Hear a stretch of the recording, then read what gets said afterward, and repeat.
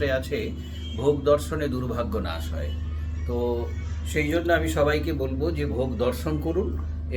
আমরা তারাপীঠে আছি, তারাপীঠ মহাপীঠ, সাধন ক্ষেত্র বশিষ্ঠদেব এবং বামদেবের। এবং এখন যে যোগটা চলছে সেটা হচ্ছে ললিতা নবরাত্রি বা বাসন্তী নবরাত্রি। এই বাসন্তী নবরাত্রি বা ললিতা নবরাত্রিতে আমরা দশমহাবিদ্যা সাধনান প্রক্রিয়াতে আমরা উপস্থিত হয়েছি।